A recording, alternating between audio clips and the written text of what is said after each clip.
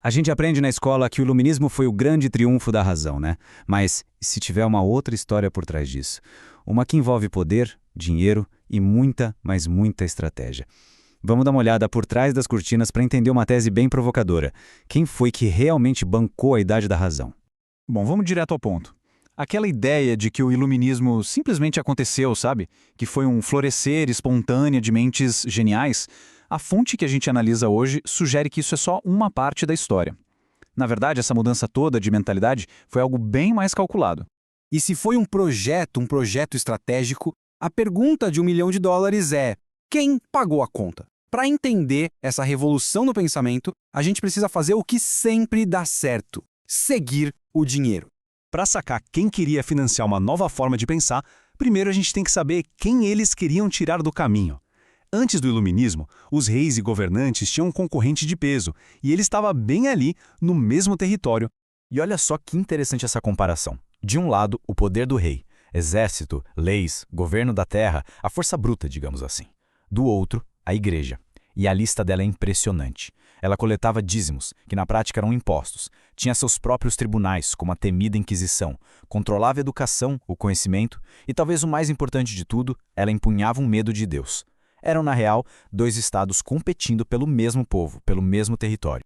Então, a pergunta que fica é: quem tinha interesse em balançar esse poder todo da igreja? A fonte aponta para uma coalizão bem curiosa, com 3 grupos principais, e cada um tinha seus próprios motivos bem práticos para querer uma mudança. Primeiro, os próprios reis, os famosos déspotas esclarecidos. O objetivo deles era bem claro: poder total centralizado neles. E a igreja era um obstáculo gigantesco. A estratégia, genial. Eles financiavam filósofos como Voltaire. Imagina a cena: o rei dá o dinheiro, o pensador produz as ideias que atacam a superstição e o poder do clero. Cada ataque à igreja era, no fim das contas, uma vitória para o poder do rei.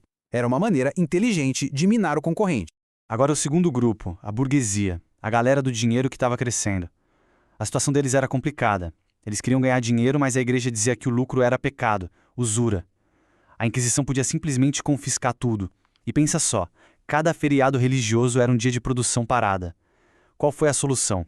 Eles começaram a financiar uma nova moralidade. Bancaram livros, encontros intelectuais, os famosos salões.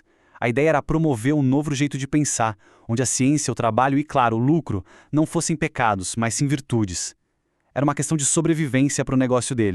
E por último, mas não menos importante, a rede de apoio. Sociedades como a maçonaria foram fundamentais. E isso não é teoria da conspiração, viu? É fato histórico. Nomes gigantes como Voltaire, Montesquieu, Benjamin Franklin, todos eles estavam ligados a esses grupos.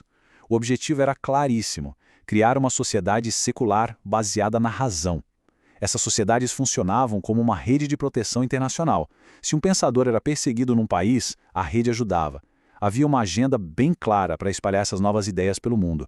Beleza, então a gente já tem os jogadores e suas motivações. Mas como isso rolou na prática? O terremoto de Lisboa, lá em 1755, foi o campo de batalha perfeito. Foi um teste em tempo real para essa nova mentalidade. E essa imagem aqui resume o confronto perfeitamente. De um lado, a igreja gritando: foi a ira de Deus. A solução? Rezar, se arrepender. E quem está ganhando com isso?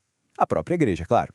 Do outro lado, a turma do iluminismo, como o Marquês de Pombal, dizendo: calma, gente, isso foi um evento natural. A solução? Engenharia, planejamento, reconstrução. E quem ganha poder nesse cenário? O Estado e os cientistas. Era uma verdadeira guerra de narrativas com consequências muito, muito reais.